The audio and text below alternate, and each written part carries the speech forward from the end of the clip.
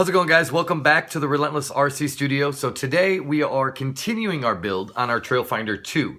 So for those of you who are also building your truck with me while watching these videos, I apologize, but I did decide to work ahead a little bit. So just a few of the things I've done since the last video was I installed the front shock mounts.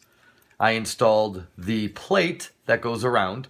I installed the transfer case, and I installed the receiver box. Now, they're all very basic, easy steps, and that's why I went ahead and did it without putting it on camera. So again, 4 bolts. If you go into the instructions on the steps, you're using 3 by 10 millimeter button head screws, and you're really just buttoning up a couple things. The mounting plate can only go on one way.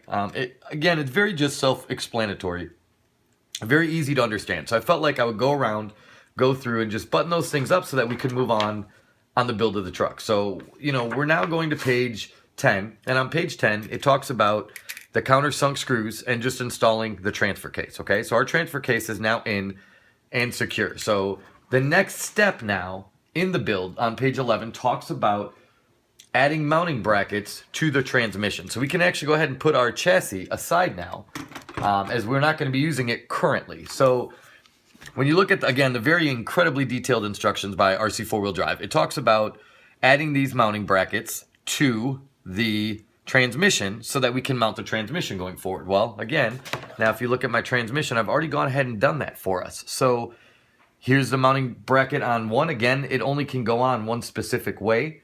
And then on the other side, this tiny little plate for the transmission. So basically, we're just starting to button up some things in order to mount it to the truck. So transmission has its mounting brackets on. We can move on to our next step.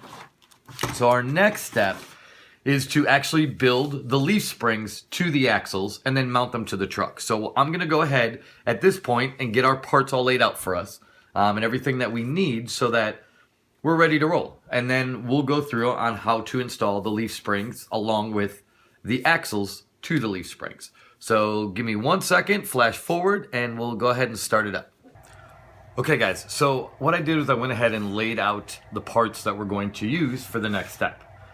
So what we have is we are actually going to install the leaf spring to the axles, okay? So now what I'm going to do a little bit differently than what the instructions show is the instructions show you can install extra leaf springs to stiffen the suspension. Now, obviously, I'm going to use this truck on the trails. I'm also going to use it crawling. I don't want the suspension too stiff, okay? So what I'm going to do is instead of installing all 3 of these, like so, for a much stiffer ride, I am actually going to remove the last one, okay? So these 4 leaf springs I will not be using in my build.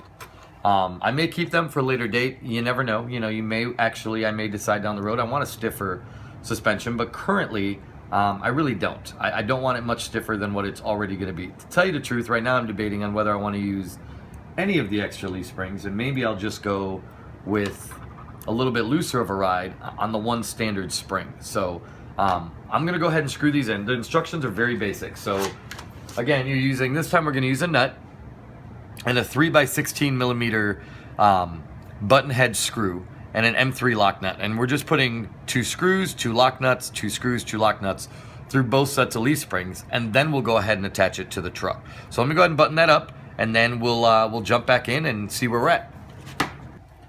Okay, guys, so we went ahead and got the leaf spring installed. So now last minute I decided I wasn't going to install any of these extra springs for the leaf springs, and really it was just a matter of preference. Okay, so. And I'm going to keep them. There's a possibility I may install them in the future. However, currently, I've read a lot about the TF2 and the suspension being extremely stiff from the jump. So my thought process was, well, if I want the suspension to be a little bit looser, add less springs. So right now I only have the main leaf spring installed, and that's kind of how I'm going to leave it for now. If down the road I decide that isn't the way I want it, I always have the opportunity to go back and install these. I mean, thankfully, it's only 4 bolts, and the spring comes off, and I could easily add this, on the next one. So, I'm not really worried about it. So now working ahead. Now we're going to install the axles, really the leaf springs to the chassis. So when you look at step 21 and 22 on page 12:21 talks about installing the leaf spring to the axle, okay? And we've done that now. So moving forward, now we are going to install the actual leaf springs to the chassis after we install it to the, we're gonna now install it, so we put these in on the chassis, these little mounting plates on all four corners, and that's actually what's gonna hold the leaf spring. So we're just gonna put these in there just like so, and that will actually hold the leaf spring to the chassis. So let's go ahead and do that. Let me button this up quick, and then we'll come back and we'll talk about, I believe, the next step, which would be after this. I'm pretty sure they're gonna have us start installing the actual suspension, the shocks. So let me button this up quick, and then we'll continue with our build. All right, guys, so we went ahead and assembled the leaf springs and the suspension, the shocks, to the chassis. So as you can see, we have the leaf springs along with the suspension, the shocks, all installed. Okay, so now the front shocks are 80 millimeters. The rear shocks, which are back here, are 100 millimeters. And that's gonna give the rear end a little bit extra added flex. So that is where we're at currently. So, I mean, as you can tell, it's definitely coming together. I mean, the truck is definitely getting assembled. It's coming together quickly. The next step, according to the instructions, which we're not going to do in today's videos, so we'll do in the next video section, is actually installing this bar, which is the drive shaft bar. It's going to go right here, okay? And what that's going to do is that is also going to go to the transmission, which is going to mount probably somewhere in the ballpark of here. If I can just get this fitted a little bit better. There we go. So that's going to be kind of how that's going to work. So you're going to have the drive shaft bar from the transfer case, and then out to the transmission, and obviously out to the rear drive shafts. Now, once we're done with that, we'll be pretty much ready to get this thing buttoned up. So I know I said in the beginning video that I was going to build this truck bone stock the way it comes. And I have to stray away from that for a minute and say that I'm not actually going to do that. And I say that because I'm going to replace these right here. For those of you who have Trailfinder 2s, for those of you who've heard about Trailfinder 2s, these drive shafts, actually let me just cut this open real quick so I can show them to you. Which, by the way, whoever packages this stuff is trying to save the world from zombies, I believe, because they are packaged very tightly. So what this is just a plastic drive shaft, guys, with a metal end. And from what I've read in the chats, in the forums, on Facebook pages, is that these tend to pop out, which I just did with my finger alone.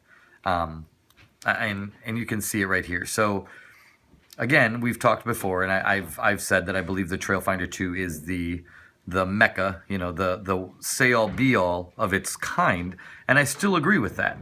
What I don't agree with is these drive shafts. So what I'm going to do is I'm going to swap these out with Punisher steel drive shafts, and really just for the added really durability of the factor. I feel like the steel drive shafts will be a lot more durable, take more of a beating. I know that I'm going to run these and they're going to come apart anyways. So I'd rather just build the truck the way it should be built. So we're going to go ahead and get rid of these and get some steel drive shafts to install in our Trailfinder 2. So that's it for me for today. Thanks again for joining me. If you guys are out there kind of building your truck too, you know, I appreciate it. I like being a part of it. And if you have any questions, any comments, feel free, again, to leave them. Otherwise, give us a thumbs up, subscribe, and you will see the finished product of this and so many other products we have going on. I have an unboxing coming up pretty quick that I'm thrilled for. So stay tuned. Make sure you subscribe. You guys are going to see a lot of cool stuff going forward. Thanks again for joining us today at the Relentless RC Studio. To follow me to see the end of this project, along with many others in the future. Thanks, guys. Have a great day.